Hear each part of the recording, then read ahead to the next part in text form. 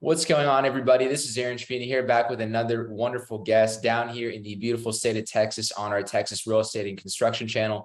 We actually have somebody who is not from the state of Texas, a little further north, someone from Wisconsin, who's doing some big things and is really, using a lot of really creative measures in the real estate business and making a lot of waves. We have Peter Miller from Madison, Wisconsin. How you doing today, Peter?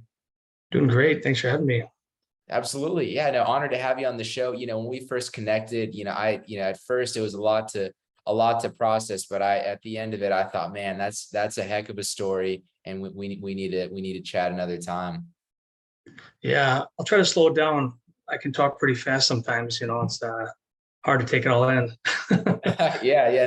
No worries at all. No worries at all. So, it's, when someone hears, buying apartment units with no money down or using these creative measures, it almost sounds too good to be true. So it's going to be really cool to be able to kind of hear this story. And I'm looking forward to chatting with you. Yeah, it's been quite the ride. It's been a crazy decade of investing, and I can't wait to explain it to you guys of how anybody can do it. Absolutely, Peter. So for those of us who aren't too familiar with you, would you introduce yourself, please? Yes, I'm Peter. I'm out of Madison, Wisconsin. I'm the owner of Miller Property Group, complete quality construction. I'm also a full-time Steamfitter. I got 4 kids, a wonderful, beautiful, supportive wife who allows me to do this. I've been investing in real estate for the last 10 years. I started off with duplexes, remodeling them. Bought my first apartment complex last year, and I'm moving into the developing stage this next year. I should be able to build that apartment 1.5, 1.8 million with no money out of pocket. So wow, pretty exciting. Yeah, that's incredible. And I'm curious, maybe growing up, did you always foresee yourself working in the real estate business, or how did you kind of get into real estate to begin with? I kind of thought about it as a kid, and I actually lived with a guy. Kind of a crazy story. I rented a bedroom from a friend of mine for $450 a month, and he kind of house hacked before I knew what house hacking was, and now you define it as it. But he did that, and so when I went on this journey of hey, I'm going to buy a house, I started having this idea of, well, hey, I got to be able to rent out the bedrooms, and then it came to the idea of like, why don't I just buy a duplex? And not realizing that I could use 75% of the income from the duplex as my income. So, not only could I could buy more real estate with the income that I had. And so that was just the start of the journey of oh, wow, the power of real estate. And that's how I got started. Absolutely. And I think that's so neat as well. I'm curious as well, one big thing that people have, maybe when starting in the real estate business, whether it's, their first deal, the first couple of deals, is really just connecting with other people and getting that team together. For someone starting out in real estate, how do you suggest them kind of building that network or building that team? So I probably had a different way of starting out.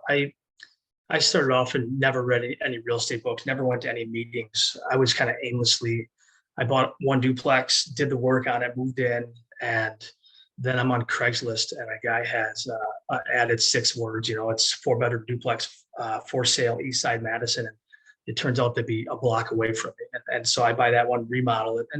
And so I did a lot of legwork. And then now recently, being that I've grown my family and my time's more valuable, now I've had to actually take that step back that most people have to do originally and trying to build this team of people, realizing that my time is worth so much. And so, now I've been networking with other tradesmen that I know of, flooring guys, RIA meetings, even just Facebook, seeing people, messaging them. And so now I've been building this team of tradesmen. My wife's a realtor, and just networking, having lunches with people who are in real estate, seeing them online, seeing them in my area, inviting them on, hey, let's grab coffee, and let's see what they do. Maybe they have something they can offer me, or maybe I have something I can offer them. Maybe we could come together on something. Not every deal is a fit for me. Not every deal is a fit for them. Maybe they can pass a deal to me. I can pass a deal to them.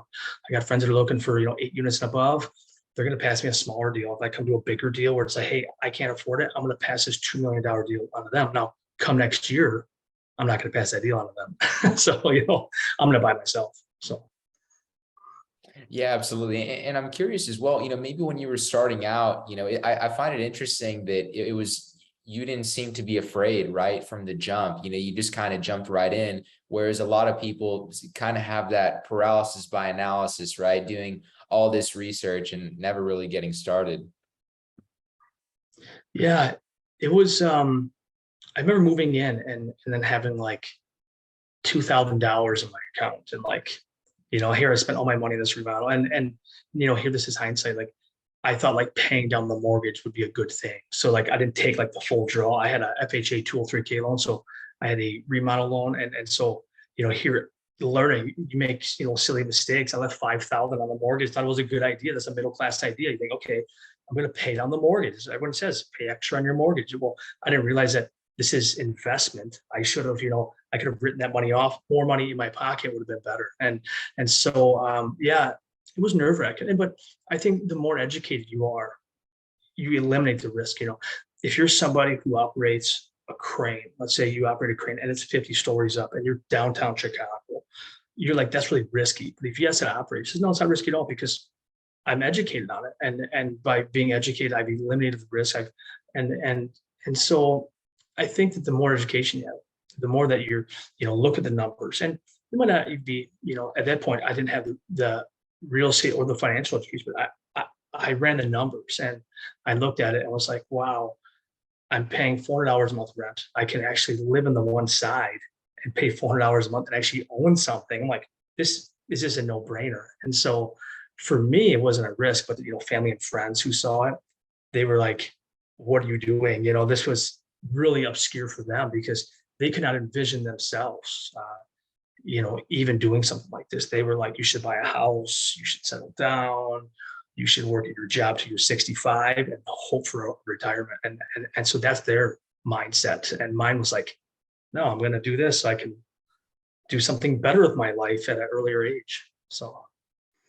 Absolutely. And, that's another thing I wanted to kind of transition to as well was, a lot of our audience, they can, strongly relate to that. Maybe you have maybe a lack of support, maybe, a partner who isn't, fully on board with you, not supportive, maybe negativity from a brother, a sister, a relative. How are you able to kind of block that out and really, stay on your path? Well, it's funny they asked that because one of the funniest stories was the first place that I purchased.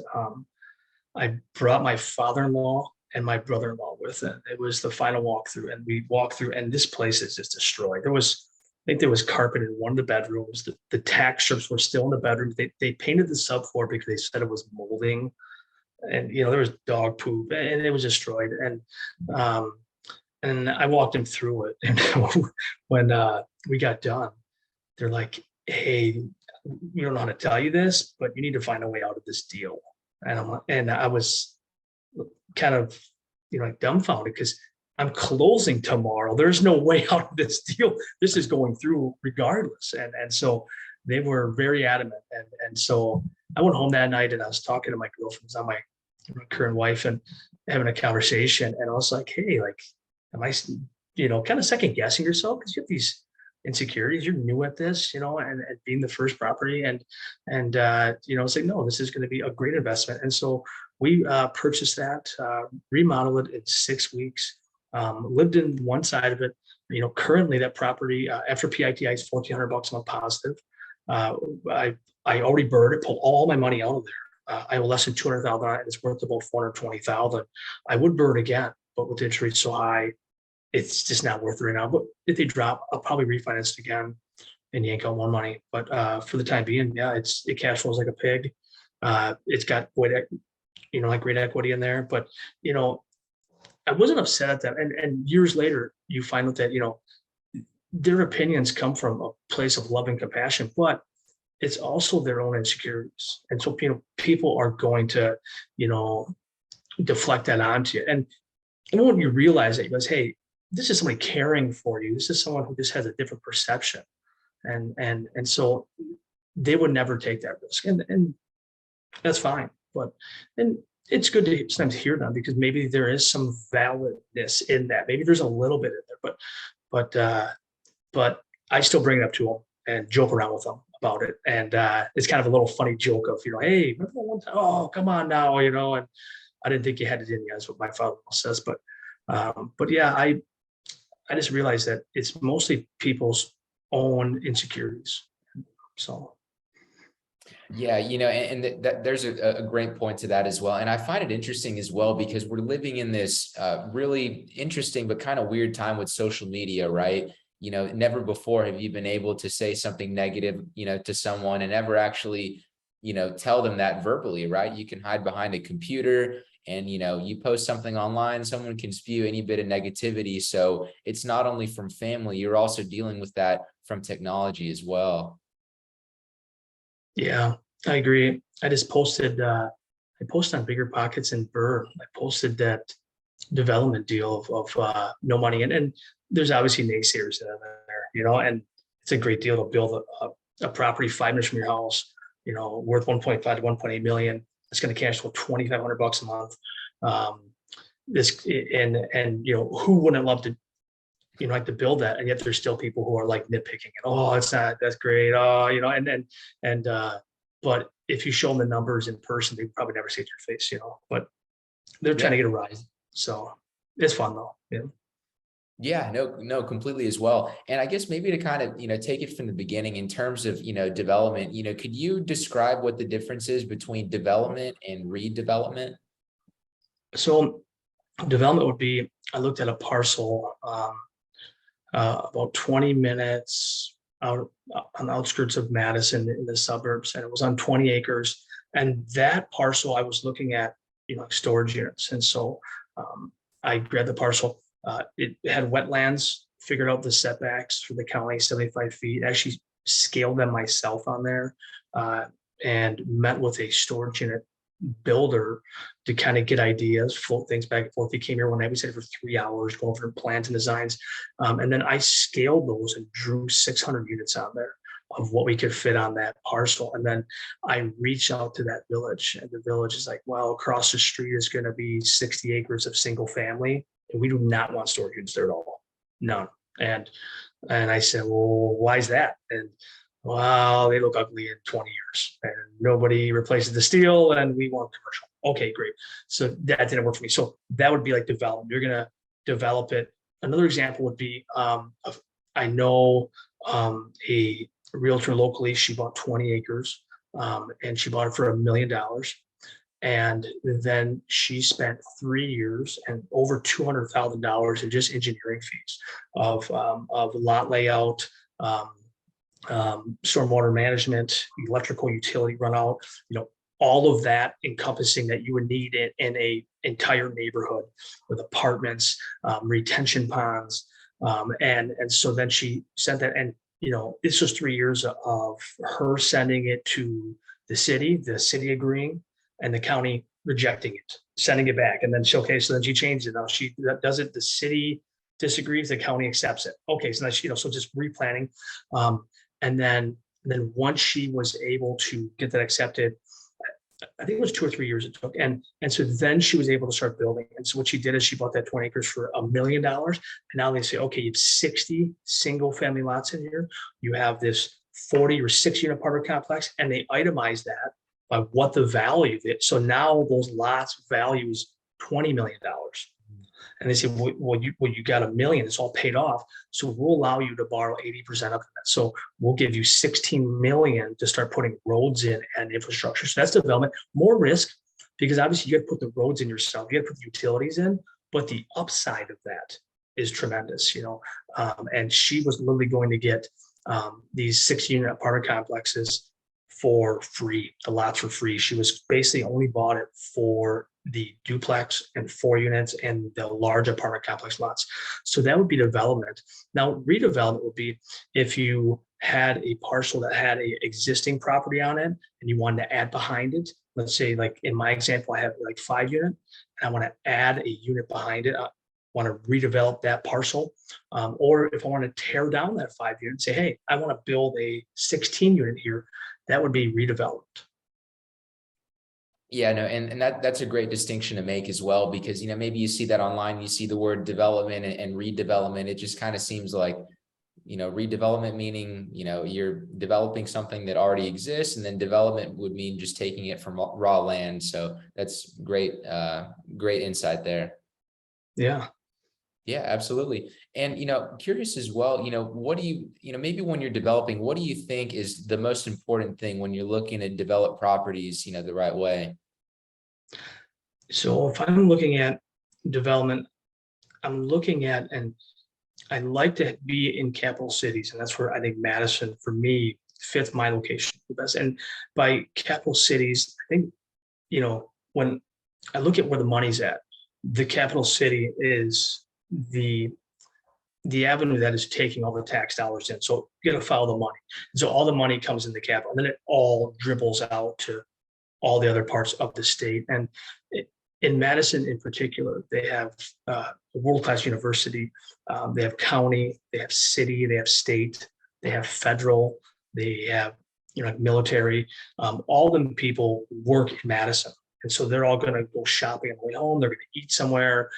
They all need goods and services provided to those businesses, a lot of jobs. And it's almost recession proof, a lot of capital cities. And they're going to be more recession proof than a like rural area that they can be really affected by. If there's only one major employer in town, that employer shuts down, what happens? You're going to have a lot of vacancies, and people can't pay the rents. And so my biggest thing is capital cities, and then it's going to be job growth as well. It's going to be income. Where I'm at, Dane County has the highest wages. Right now, vacancy rates are sub 2%. HUD says, like healthy is like 5%. So we're well within that range. So I'm looking at vacancy rate, I'm looking at wages, and I'm looking at jobs, and particularly capital cities. So I would probably stick to that, in my personal opinion. Absolutely. And that there's some great insight there. And I can kind of see a bit of commonality with, here in the state of Texas as well. I guess historically, and I'm not sure if this is entirely true. It's just what a few friends have told me who've been to Austin and Madison, but that Austin and Madison actually have a bit in common.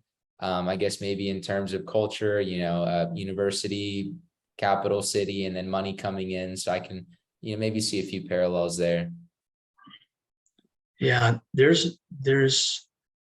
I could see quite a bit of similarity between them. And, with the university and the amount of jobs that even brings in, the university has 300 buildings. It's on 900 acres in Madison. And it's tremendous amount of jobs that bring. And then you look at, we have one of the top 5 hospitals in the US, and with that is the VA hospital is actually, connected right to that. And so,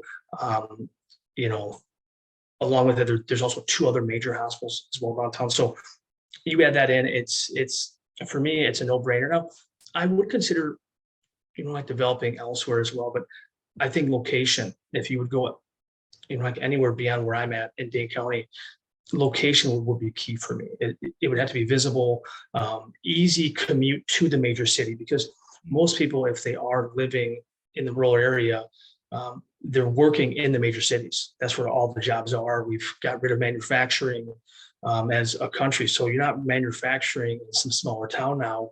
You're commuting to a larger town for either a service-based job or some sort of office job.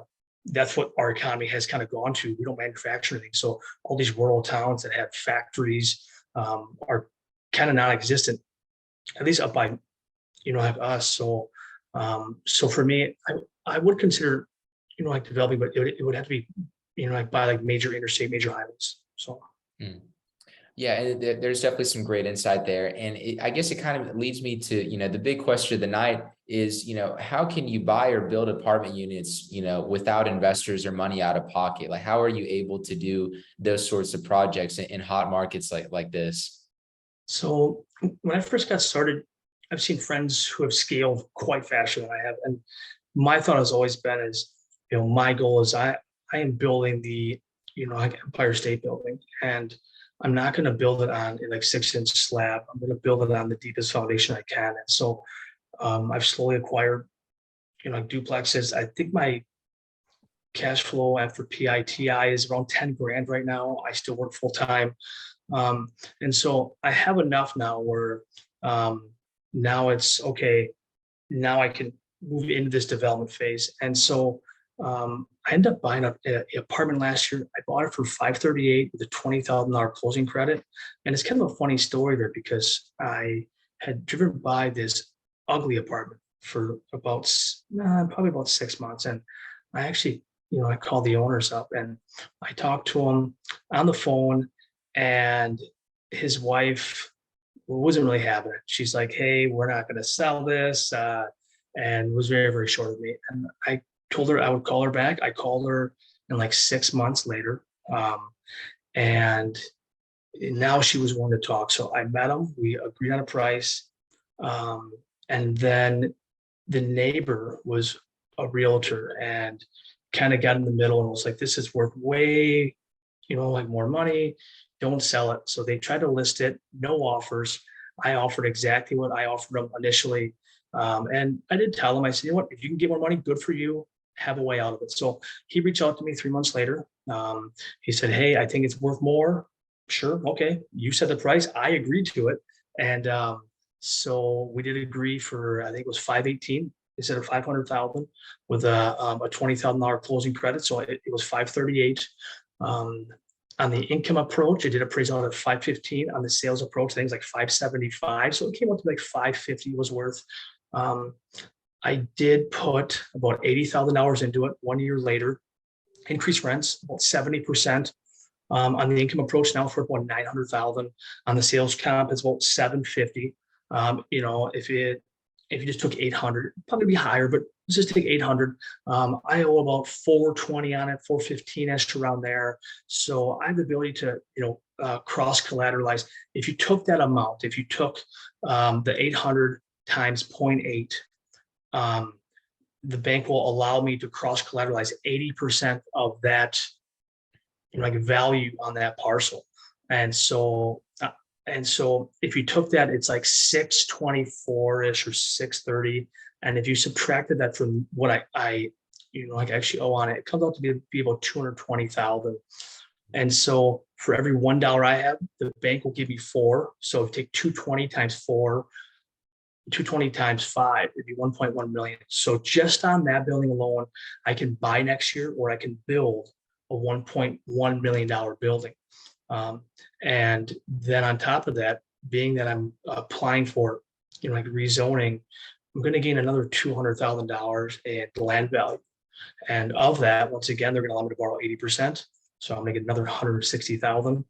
If you times that by 5, that's 800,000. So the 800 plus the 1.1 is 1.9 million. So next year I can either buy 1.9 million or I can build 1.9 million. And so that I'm looking at building a 6-unit townhouse, and looking at comps, 1.5, 1.8 million is what it's going to be worth. I can probably build it myself by generaling it and getting my subs in there for about $1 million. So 900 to 1.1 is kind of where I'm at. And so I think instantly I'm going to have equity in there as well. And even at the 7% interest rate where I ran it, with the current rents and market rent, it'd be about $2,500 a month positive after PITI. And when rates, if rates do drop to 3.5%, then instead of $2,500, it'd be $4,500 a month positive after PITI. So a big upswing. And this isn't the greatest on cash flow. And I'm not building this for the cash flow, because I could probably buy more and get cash flow, but it's 5 minutes from my house.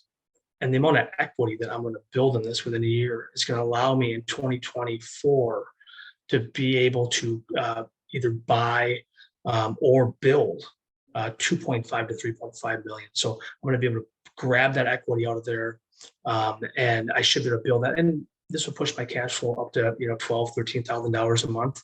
And so I'll be readily I got plenty of reserves, plenty of money coming in, and then I can buy a value add, another 70% value add, 50% value add apartment, and I can buy a $2.5 million apartment. The bank will fund the remodel for me. I can turn the 2.5 into 4 million within a year, or 3.5 into 5 million. Yeah, completely. And that's so interesting. There's a lot of moving pieces there. I guess probably the first question out of that I had would be, you mentioned zoning, right? So you mentioned, is it correct that if you were to change the zoning to a particular type that would increase the land value, or how would that work? So this parcel, so if I had to change the zoning, I would be a development. So I would say, hey, I want to rezone this. I want to apply for a development because I'm rezoning, but this is currently zoned. This is currently zone M12, and so what that means is that 12 units per acre, and so this parcel has 1.3 acres, so I can actually fit 15 units on this parcel. And so being that I'm only adding 6 on, and then there's a existing 5, there's going to be 11, so I'm well within that threshold. So Yeah, definitely. And there's some, there's some great insight there as well. And I'm curious, for some people, it can be a development, it can really be any sort of real estate deal, but just the fact that you would have to wait until 2024, for people, it seems so far away, right? And then, it can seem like, a lot could change with the economy and interest rates. What makes it a surefire deal when there's other factors like that in play? are you speaking of 2024 of buying that next apartment you're saying after I build this one next year? Right. So, I mean, I guess if everything goes according to plan, I mean, I guess a question people would have would be, what if interest rates change? Or, what if the US dollar change, or what, lumber or something else, or there's some sort of unforeseen cost. Can you kind of explain, what the plan would be at 2024? So in 2024, like if it became astronomical, where hey, there's no good deals, I don't see that happening. But then I would just probably sit tight and kind of weather the storm. But I do see that if the interest rates continue to rise, prices have to come down. Right? There's not going to be any buyers. You have the greatest generation ever of baby boomers that are trying to get rid of their businesses. They're trying to get rid of other properties. They're wanting to retire, and they're selling their properties. They're selling their businesses. There's plumbers who are selling business. So if that happened, I might look into other avenues of, hey, can I buy a business? What other avenues can I move into? I think there's always opportunity. I think it goes back to that, how or where are the opportunities? Kind of asking yourself that question instead of saying, hey, there are no opportunities. Oh my God, the rate's so high. Even at 7%, I can still make that apartment work. And yet people are like, well, how are you able to build? Well, I'm able to build by saying, hey, I'm going to general myself. It's going to save me the cost on that. I get the land for free. And so, by finding those deals, I think there are still just, it's going to be harder, sure, but I think there's still a way to do it. And if people do drop out, I'm happy because it just opens up more deals for me. So I hope everybody drops out. I hope everybody gets kind of scared because of the interest rate, because then I'll just keep buying.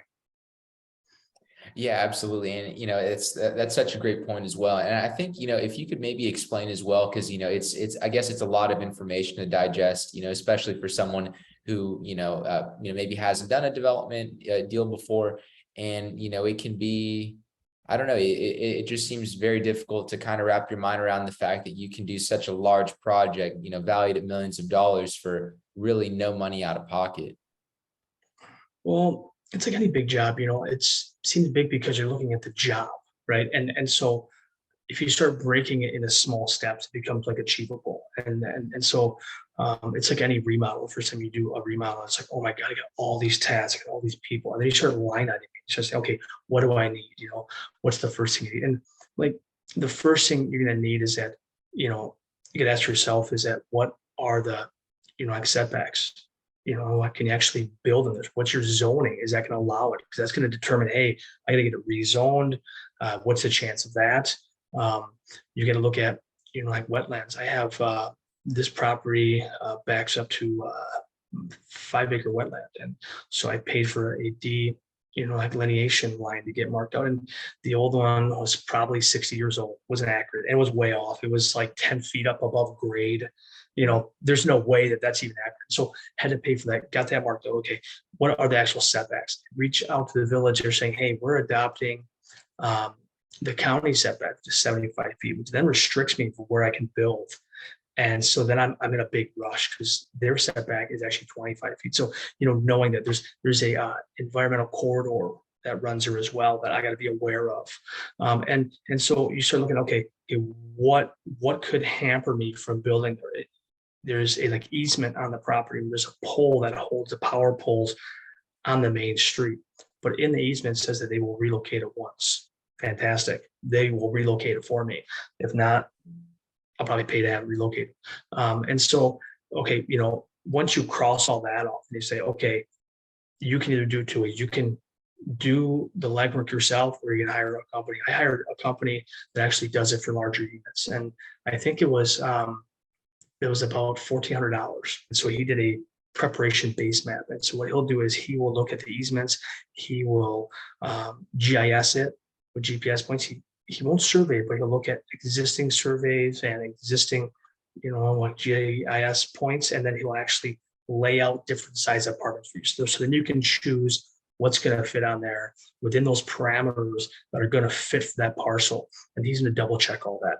And so once that happened, then I went in with the zoning and planning person for that village, for the town, and I sit down with them and say, hey, this is my idea. What's your thoughts? I even called them beforehand, before I even moved along with this and said, hey, what's your thoughts on this? Yeah, I think you could build more on this parcel. Fantastic. And if he's not behind you, you just wait till he gets reelected. You wait till he leaves his job. You just follow him every year, and hopefully he leaves, and hopefully somebody who's pro-building comes into that community. So don't think that it's a no forever, So met with him. He said, yep, sounds good. I like it.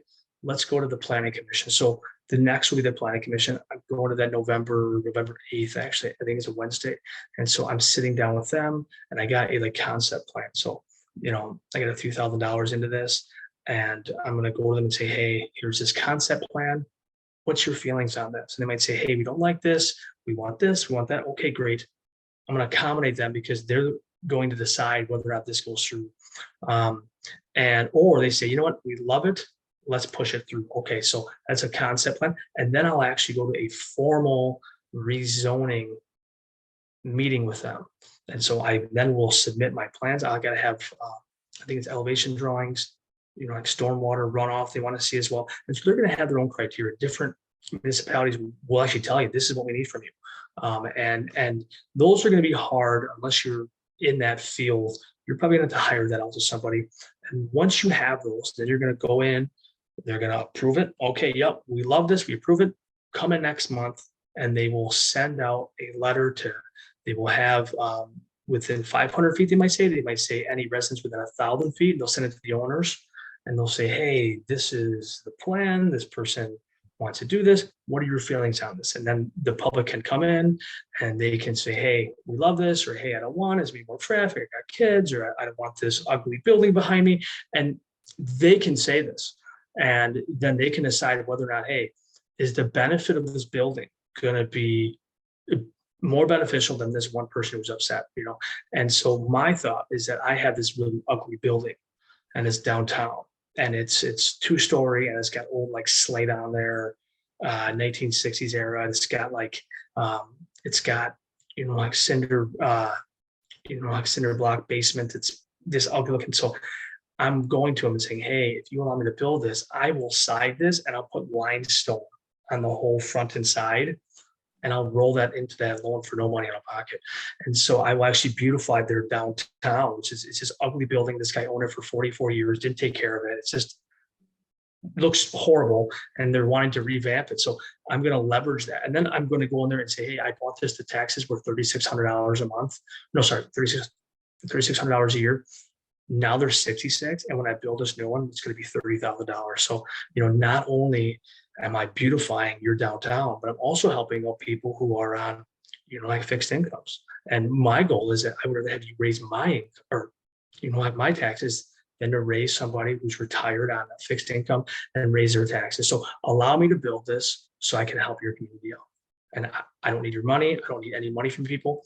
Let me build this. And I am fairly certain that they're going to move forward with this. And, this is the same village that that allowed Amazon across town to buy 160 acres. And they're literally around people's houses. Like people got a 5-acre parcel. They're literally around them. People got like a 10-acre farmland. They literally own all of it around them. And they're allowing them to build like an 80-acre warehouse, the largest Amazon, like distribution center in Wisconsin. And they're allowing them to literally build around their farms. And these people were up in uproar. They were there and they're like, no, this is great for the community. We're getting more tax money. And so they are pro building where I'm at. So it's great. Sure thing. And, that's so neat to hear, kind of, seeing how a lot of those old ugly buildings, you're able to repurpose them and, not only beautify the city, but also be able to, obviously help yourself beautify the city and really provide something that's, that's necessary. Yeah. When I first bought this property, it was old. It had lime green camouflage carpet. And I bet if you wrap yourself around it, you probably could use it as like a blind for hunting. Like it was literally, you could go bull hunting in Wisconsin with it. Just wrap yourself in it in the woods and the deer would not see you. It was unbelievable. And I actually kept a little piece because it was so crazy. I've never seen carpet that way. And it was probably 50-year-old carpet. And it was actually in pretty good shape, but it was crazy. But it had really good bones. It had maple cabinets that we were able to sand down and paint. And even though I was older, it still had really good bones. It had solid oak wood that we sanded down and refinished. So, but yeah, besides the outside, the inside was great. And that's why I bought it, because I'm like, wow, this is really simple just to fix up and then increase rent 70%. And, the rest is history. So. Absolutely. I love it.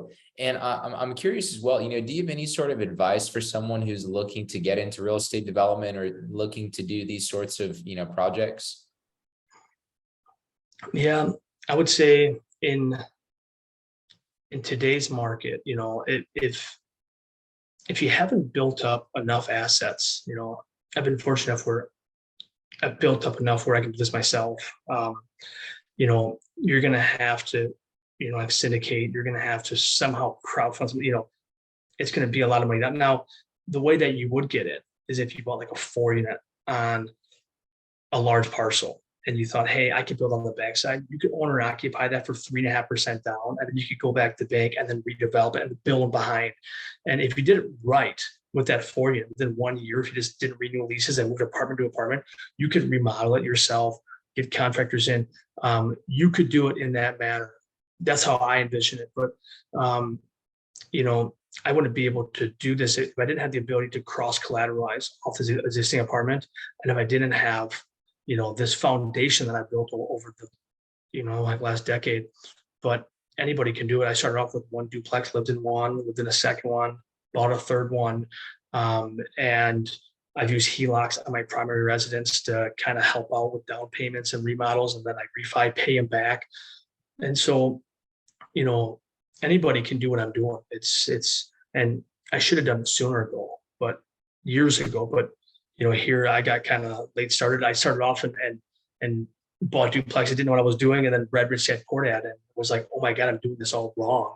And so I had to revamp my whole plan about 5 years ago, where I'm like, oh, I can buy more. I can probably retire earlier. And yeah, it's been quite the journey for me.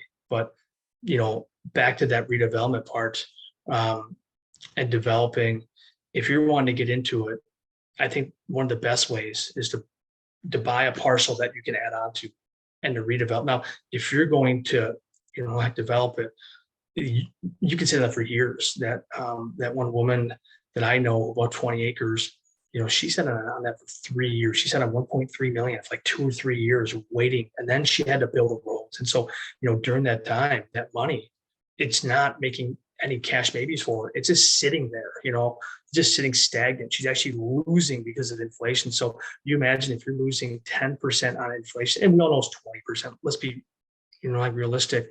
If you have $1 million you're losing $200,000 a year by having it tied up. Yeah, you're going to increase in that value of land, but if something would happen, my God, you're losing, hundreds of thousands of dollars a year. So you're going to have enough nest egg, or you're going to have enough money behind you to really weather that time until you can start building. So.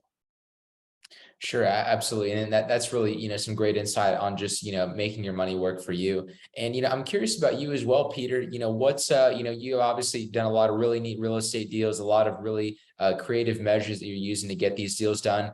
What's next for you? What are you looking forward to in real estate? So I said earlier that I'm meeting November 8th with the Planning Commission. My goals are break ground on that in the spring, summer of this coming year. My goal, like I said earlier, was that once that gets built by 2023, 2024, that should give me the ability to start buying $2.5 to $3.5 million of real estate annually.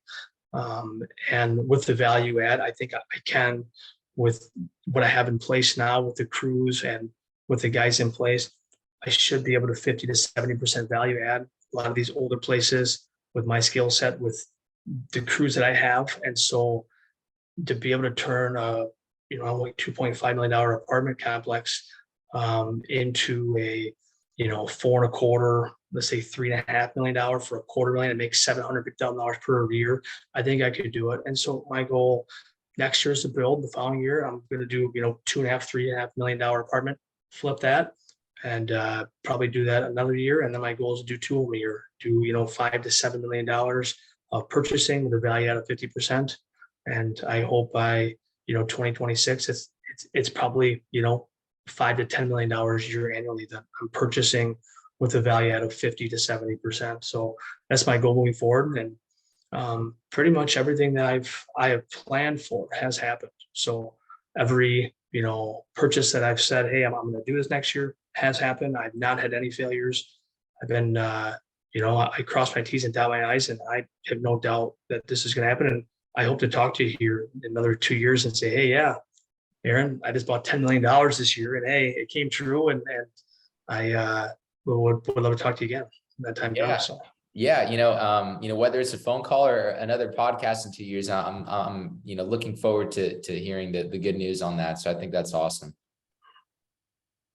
Great. Yeah, absolutely, Peter. Maybe we're in, some part of Texas, another part of the country, or maybe we're, right in your backyard in Madison, Wisconsin. How can we connect with you?